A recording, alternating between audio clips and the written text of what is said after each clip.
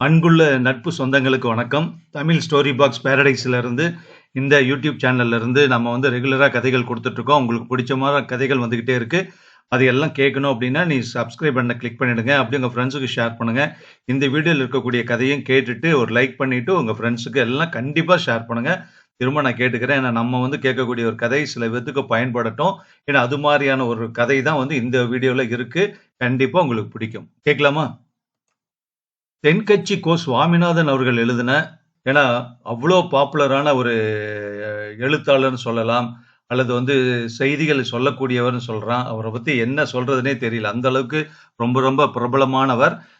ரெகுலரா டெய்லி டிவியில அவரு சொல்ல வருவாரு. தினம் ஒரு செய்தின்னு சொல்லி.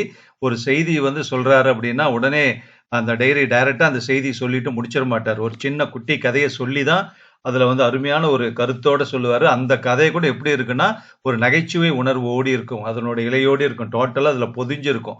அந்த நகைச்சுவை கதையில அற்புதமான சிந்தனைக்குரிய ஒரு செய்தி இருக்கும்.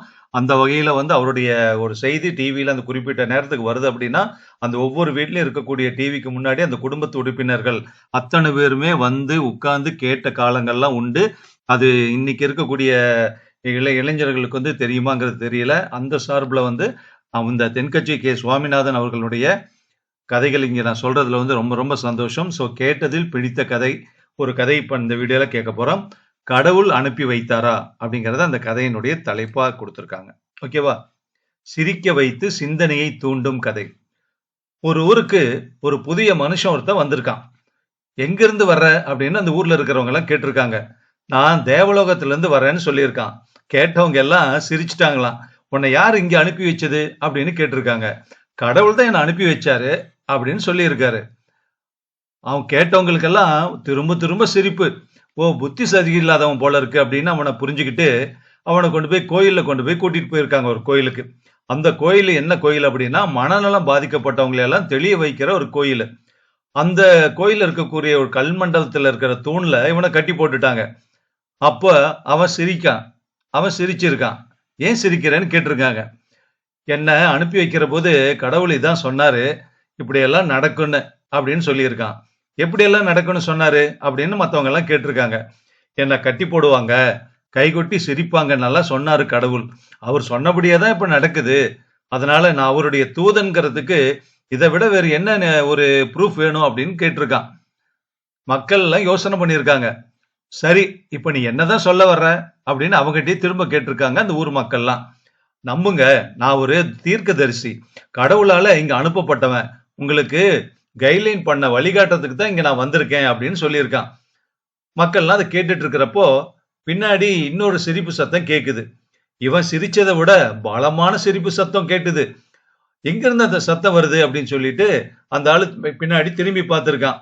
ஆனா அதுக்கு அந்த அதே மண்டபத்துல தான் அங்க இருக்கிற இன்னொரு தூண்ல இன்னொரு மனிதனை கட்டி போட்டிருக்காங்க. நீ ஏன் சிரிக்கிற அப்படின்னு சொல்லிட்டு இவன் கேட்டிருக்கான். அந்த ரெண்டாவது ஒரு தூண்ல கட்டி போட்டிருந்தாங்க இல்லையா, அவன் சொல்றான், நீ பொய் சொல்ற, அதனாலதான் எனக்கு சிரிப்பு வந்துருச்சு, நான் சிரிக்கிறேன் அப்படின்னு சொல்லி இருக்கிறான். எது பொய்ங்கிற அப்படின்னு இவன் கோபமா கேட்டிருக்கான். கடவுள் உன்னை அனுப்புனதா சொன்னீங்க, அது பொய் அப்படின்னு சொல்லி இருக்கான். இவன் அது எப்படி உனக்கு தெரியும் அப்படின்னு அவன்கிட்ட கேட்க, நான் தான் உன்னை அனுப்பி வைக்கவே இல்லையே அப்படின்னு அவன் சொல்லியிருக்கான். இவன் அதிர்ச்சியா அவனை நிமிர்ந்து பார்த்திருக்கான். அப்ப அவன் சொல்லியிருக்கான் பரிதாபமா, நான் தான் கடவுள்னு சொல்லிக்கிட்டு இங்க வந்தேன், 1 மாசமா என்னை இங்க கட்டி போட்டு வச்சிருக்காங்க அப்படின்னு சொன்னானா.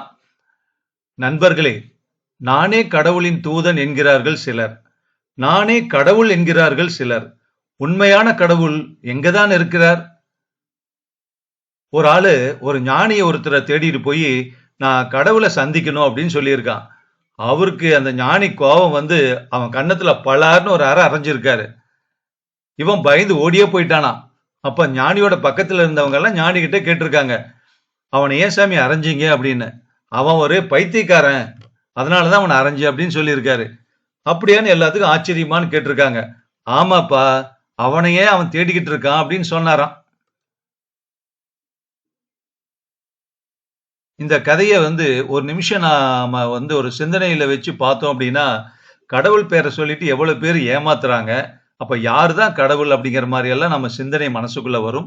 அற்புதமான இந்த கதையை கொடுத்த தென்கட்சி கோ. சுவாமிநாதன் ஐயா அவர்களுக்கு வந்து நம்ம சேனல் சார்புல நன்றி